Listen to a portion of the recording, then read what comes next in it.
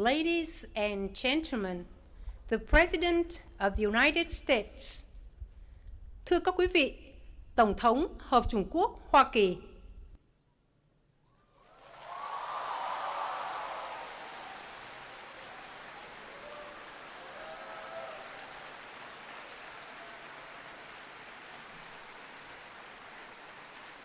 Xin chào. Xin chào Vietnam.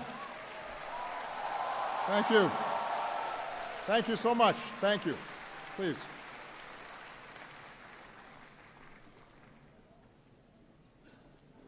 To the government and the people of Vietnam, thank you for this very warm welcome and the hospitality that you've shown me on this visit. And thank all of you for being here today.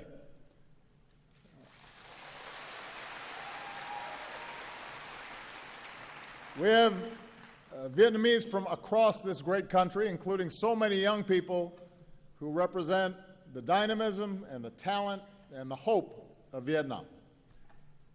On this visit, my heart has been touched by the kindness for which the Vietnamese people are known. And the many people who've been lining the streets, smiling and waving, I feel the friendship between our peoples. Last night, I visited the old quarter here in Hanoi and enjoyed some outstanding Vietnamese food, tried some bún cha.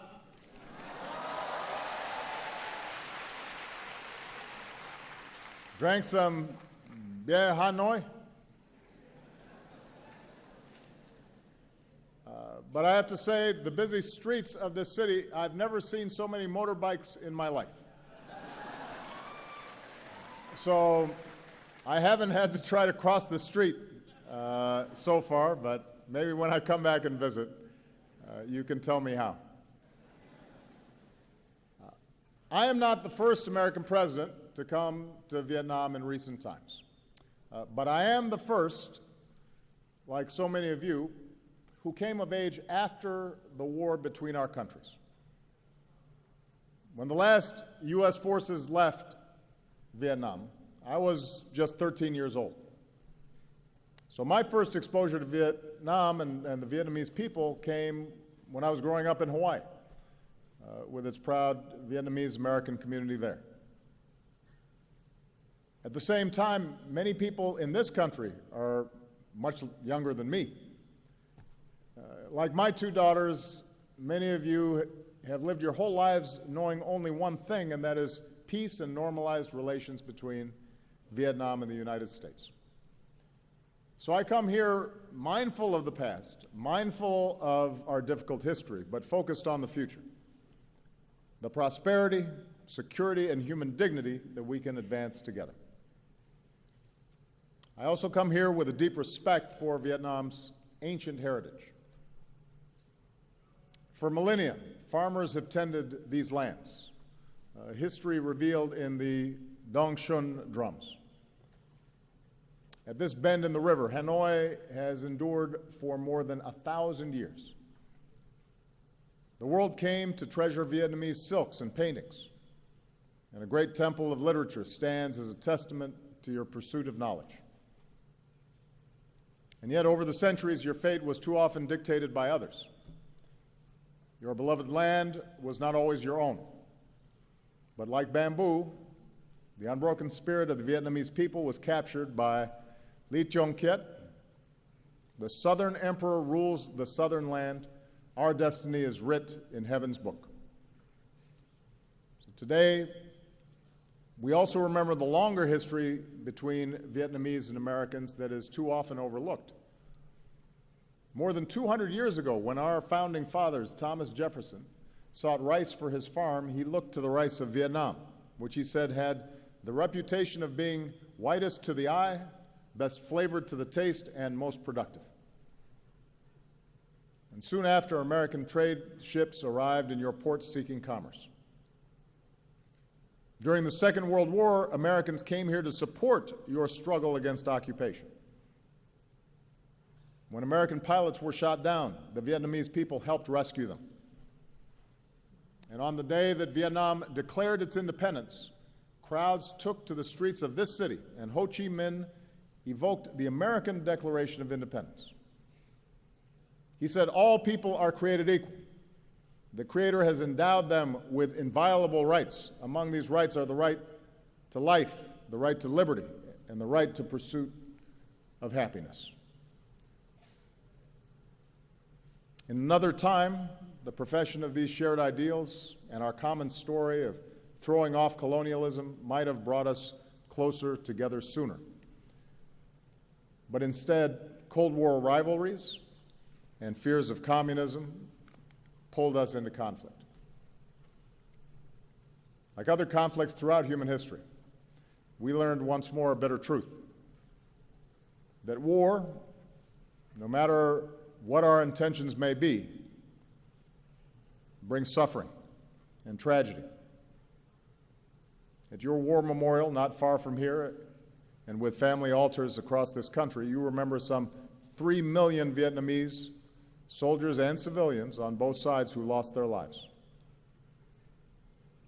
At our memorial wall in Washington, we can touch the names of 58,315 Americans who gave their lives in the conflict.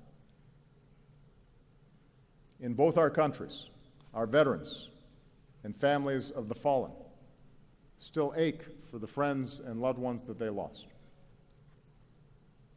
Just as we learned in America that even if we disagree about a war, we must always honor those who serve and welcome them home with the respect they deserve, we can join together today, Vietnamese and Americans, and acknowledge the pain and the sacrifices on both sides.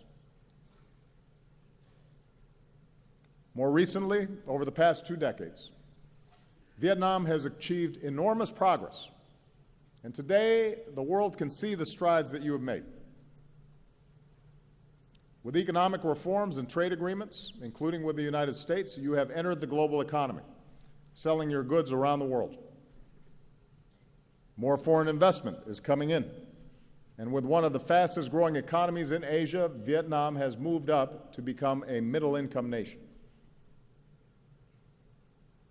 We see Vietnam's progress in the skyscrapers and high-rises of Hanoi and Ho Chi Minh City, new shopping malls and urban centers. We see it in the satellites Vietnam puts into space, and a new generation that is online, launching startups and running new ventures. We see it in the tens of millions of Vietnamese connected on Facebook and Instagram. And you're not just posting selfies, although I hear you do that a lot. And so far, there have been a number of people who have already asked me for selfies. You're also raising your voices for causes that you care about, like saving the old trees of Hanoi. So all this dynamism has delivered real progress in people's lives. Here in Vietnam, you've dramatically reduced extreme poverty, you've boosted family incomes, and lifted millions into a fast-growing middle class. Hunger, disease, child and maternal mortality are all down. The number of people with clean drinking water and electricity, the number of boys and girls in school, and your literacy rate, these are all up. So this is extraordinary progress. This is what you have been able to achieve in a very short time. And as Vietnam has transformed, so has the relationship between our two nations. We learned a lesson taught by the Venerable Thich Nhat Hanh, who said, "In true dialogue, both sides are willing to change." In this way, the very war that had divided us became a source for healing. It allowed us to account for the missing and finally bring them home. It allowed us to help remove landmines and unexploded bombs, because no child should ever lose a leg just playing outside. Even as we continue to assist Vietnamese with disabilities, including children, we are also continuing to help remove Agent Orange, dioxins, so that Vietnam can reclaim more of your land. We're proud of our work together in Da Nang, and we look forward to supporting your efforts in Bien Hoa. Let's also not forget that the reconciliation between our countries was led by our veterans who once faced each other in battle. Think of Senator John McCain, who was held for years here as a prisoner of war. Meeting General Zat, who said our countries should not be enemies but friends. Think of all the veterans, Vietnamese and American, who've helped us heal and build new ties. Few have done more in this regard over the years than a former Navy lieutenant and now Secretary of State for the United States, John Kerry, who is here today. And on behalf of all of us, John, we thank you for your extraordinary efforts.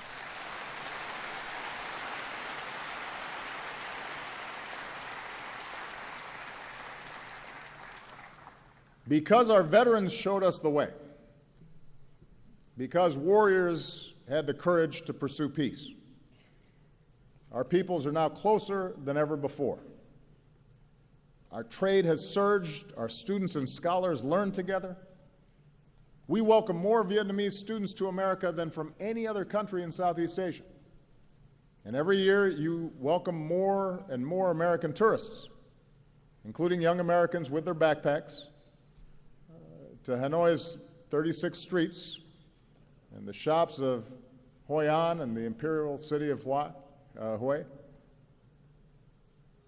As Vietnamese and Americans, we can all relate to those words written by Van Cao. From now, we know each other's homeland. From now, we learn to feel for each other. As president, I've built on this progress. With our new comprehensive partnership, our governments are working more closely together than ever before. And with this visit, we've put our relationship on a firmer footing for decades to come. In a sense, the long story between our two nations that began with Thomas Jefferson more than 2 centuries ago has now come full circle. It's taken many years and required great effort. But now we can say something that was once unimaginable. Today, Vietnam and the United States are partners. And I believe our experience holds lessons for the world. At a time when many conflicts seem intractable, seem as if they will never end, we have shown that hearts can change and that a different future is possible when we refuse to be prisoners of the past. We've shown how peace can be better than war. We've shown that progress in human dignity is best advanced by cooperation and not conflict. That's what Vietnam and America can show the world. Now, America's new partnership with Vietnam is rooted in some basic truths. Vietnam is an independent, sovereign nation, and no other nation can impose its will on you or decide your destiny.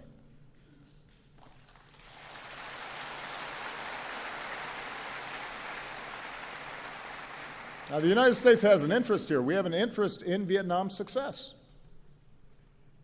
But our comprehensive partnership is still in its early stages. And with the time I have left, I want to share with you the vision that I believe can guide us in the decades ahead. First, let's work together to create real opportunity and prosperity for all of our people. We know the ingredients for economic success in the 21st century. In our global economy, investment and trade flows to wherever there is rule of law, because no one wants to pay a bribe to start a business. Nobody wants to sell their goods or go to school if they don't know how they're going to be treated. In knowledge-based economies, jobs go to where people have the freedom to think for themselves and exchange ideas and to innovate. And real economic partnerships are not just about one country extracting resources from another. They're about investing in our greatest resource, which is our people and their skills and their talents, whether you live in a big city or a rural village. And that's the kind of partnership that America offers. As I announced yesterday, the Peace Corps will come to Vietnam for the first time with a focus on teaching English. And a generation after young Americans came here to fight, a new generation of Americans are going to come here to teach and build and deepen the friendships between us.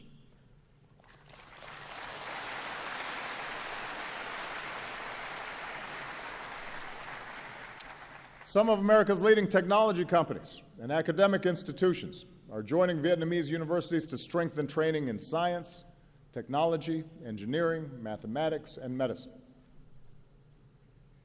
Because even as we keep welcoming more Vietnamese students to America, we also believe that young people deserve a world-class education right here in Vietnam. It's one of the reasons why we're very excited that this fall, the new Fulbright University Vietnam will open in Ho Chi Minh City, this nation's first independent nonprofit university, where there will be full academic freedom and scholarships for those in need.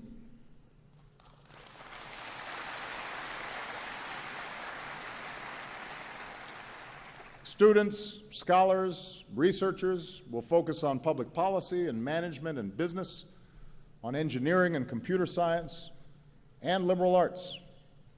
Everything from the poetry of Nguyen Du to the philosophy of Phan Chu Trinh to the mathematics of No Bao Cho. And we're going to keep partnering with young people and entrepreneurs because we believe that if you can just access the skills and technology and capital you need, then nothing can stand in your way, and that includes, by the way, the talented women of Vietnam. We think gender equality is an important principle. From Cheong sisters to today, strong, confident women have always helped move Vietnam forward. And the evidence is clear. I say this wherever I go around the world. Families, communities, and countries are more prosperous when girls and women have an equal opportunity to succeed in school and at work and in government. That's true everywhere, and it's true here in Vietnam.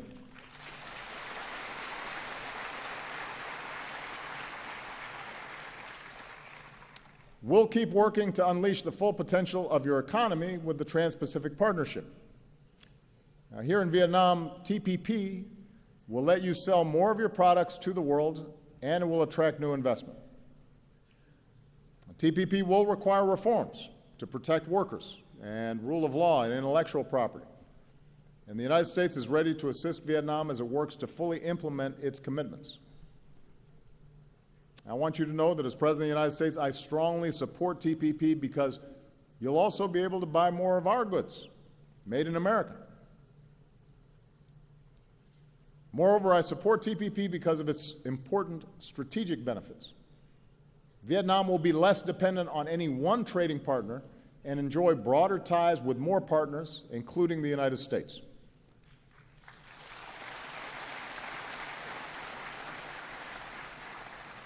And TPP will reinforce regional cooperation.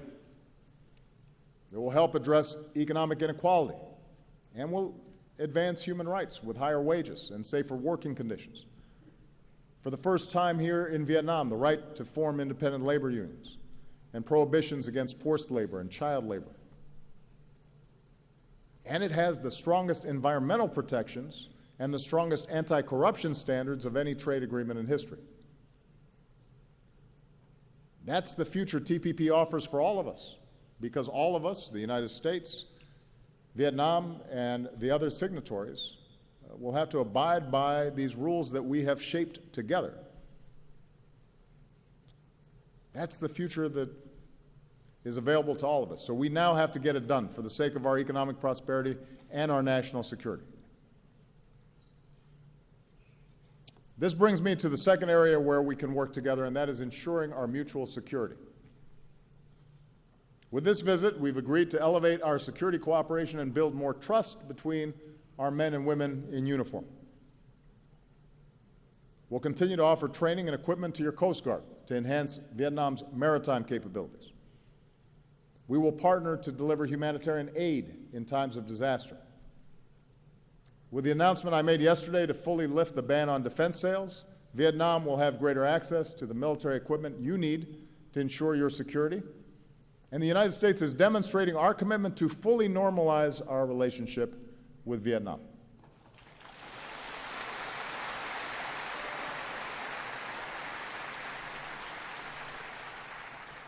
More broadly, the 20th century has taught all of us, including the United States and Vietnam, that the international order upon which our mutual security depends is rooted in certain rules and norms. Nations are sovereign, and no matter how large or small a nation may be, its sovereignty should be respected, and its territory should not be violated.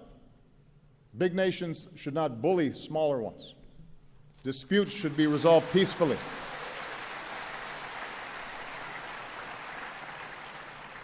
And regional institutions like ASEAN and the East Asia Summit should continue to be strengthened. That's what I believe, that's what the United States believes, and that's the kind of partnership America offers this region. I look forward to advancing this spirit of respect and reconciliation later this year when I become the first U.S. president to visit Laos.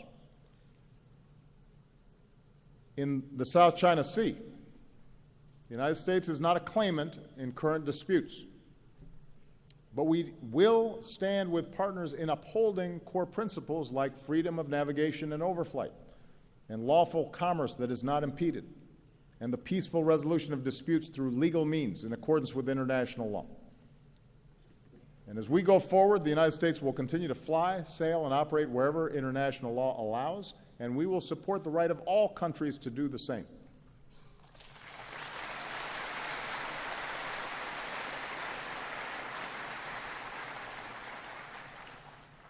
Now, even as we cooperate more closely in the areas I've described, our partnership includes a third element: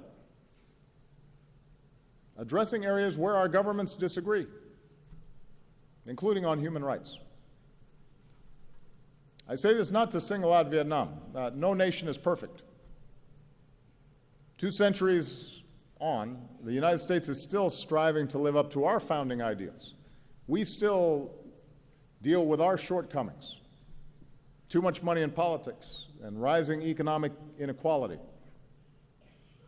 racial bias in our criminal justice system, women still not being paid as much as men doing the same job. We still have problems, and we're not immune from criticism. I promise you, I hear it every day. But that's scrutiny, that open debate, confronting our imperfections and allowing everybody to have their say, has helped us grow stronger and more prosperous and more just. So I've said this before: the United States does not seek to impose our form of government on Vietnam. The rights I speak of, I believe, are not American values. I think they are universal values, written into the Universal Declaration of Human Rights. They're written into the Vietnamese Constitution, which states that citizens have the right to freedom of speech and freedom of the press, and have the right of access to information, the right to assembly, the right to association, and the right to demonstrate. That's in the Vietnamese Constitution.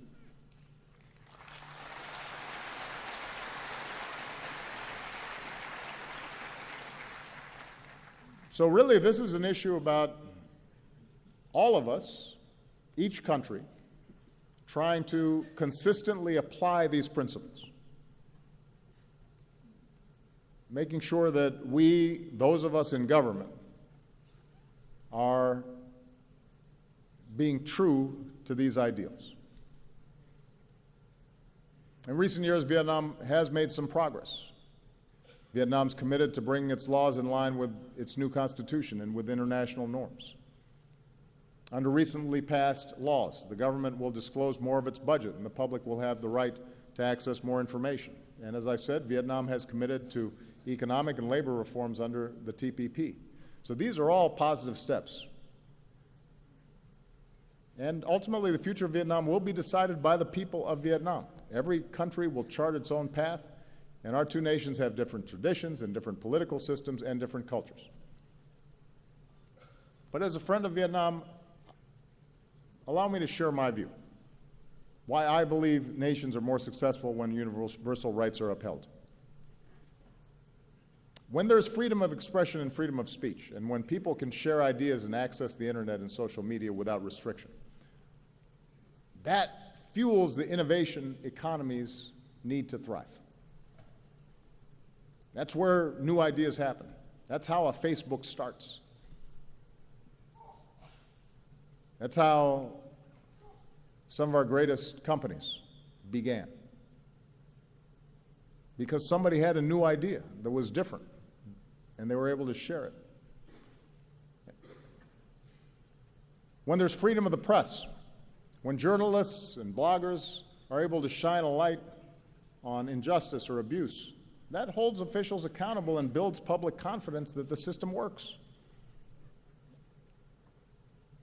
When candidates can run for office and campaign freely, and voters can choose their own leaders in free and fair elections, it makes the countries more stable because citizens know that their voices count and that peaceful change is possible. And it brings new people into the system. When there's freedom of religion, it not only allows people to fully express the love and compassion that are at the heart of all great religions, but it allows faith groups to serve their own communities through schools and hospitals and care for the poor and the vulnerable. And when there's freedom of assembly and citizens are free to organize in civil society, then countries can better address challenges that government sometimes cannot solve by itself.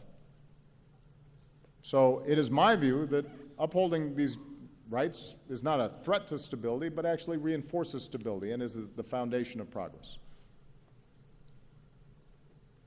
After all, it was a yearning for these very rights that inspired people around the world, including Vietnam, to throw off colonialism. And I believe that upholding these rights is the fullest expression of the independence that so many cherish, including here, in a nation that proclaims itself to be of the people, by the people, and for the people. Vietnam will do it differently than the United States does. And each of us will do it differently from many other countries around the world. But there are these basic principles that I think we all have to try to work on and improve. And I say this as somebody who's about to leave office. So I have the benefit of almost 8 years now of reflecting on how our system has worked and interacting with countries around the world who are constantly trying to improve their systems as well. Now, finally, our partnership, I think, can meet global challenges that no nation can solve by itself. If we're going to ensure the health of our people and the beauty of our planet, then development has to be sustainable. Natural wonders like Ha Long Bay and Sun Dong Cave have to be preserved for our children and our grandchildren. Rising seas threaten the coasts and waterways on which so many Vietnamese depend. And so, as partners in the fight against climate change, we need to fulfill the commitments we made in Paris, and we need to help farmers and villages and people who depend on fishing to adapt and to bring more clean energy to places like the Mekong Delta. This is a rice bowl of the world that we need to feed future generations. And we can save lives beyond our borders. By helping other countries strengthen, for example, their health systems, we can prevent outbreaks of disease from becoming epidemics that threaten all of us. And as Vietnam deepens its commitment to UN peacekeeping, the United States is proud to help train your peacekeepers. And what a truly remarkable thing that is. Our two nations that once fought each other now standing together and helping others achieve peace as well. So in addition to our bilateral relationship, our partnership also allows us to help shape the international environment in ways that are positive. Now, fully realizing the vision that I've described today is not going to happen overnight, and it is not inevitable. There may be stumbles and setbacks along the way. There are going to be times where there are misunderstandings. It will take sustained effort and true dialogue where both sides continue to change. But considering all the history and hurdles that we've already overcome, I stand before you today very optimistic about our future together.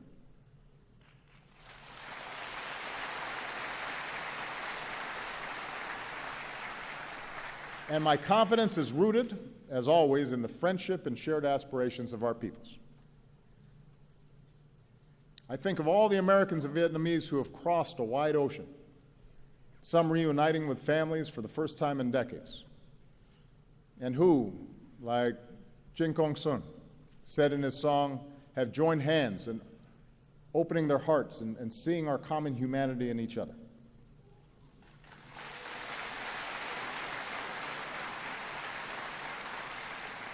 I think of all the Vietnamese Americans who've succeeded in every walk of life: doctors, journalists, judges, public servants. One of them, who was born here, wrote me a letter and said, "By God's grace, I've been able to live the American dream. I'm very proud to be an American, but also very proud to be Vietnamese." And today he's here. Today he's here, back in the country of his birth, because he said his personal passion is improving the life of every Vietnamese person. I think of a new generation of Vietnamese, so many of you, so many of the young people who are here, who are ready to make your mark on the world. And I want to say to all the young people listening, your talent, your drive, your dreams, in those things, Vietnam has everything it needs to thrive.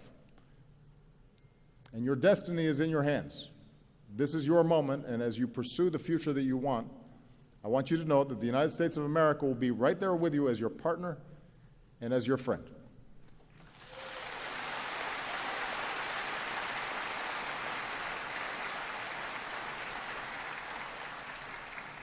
And many years from now, when even more Vietnamese and Americans are studying with each other, innovating and doing business with each other, standing up for our security and promoting human rights and protecting our planet with each other, I hope you think back to this moment and draw hope from the vision that I've offered today.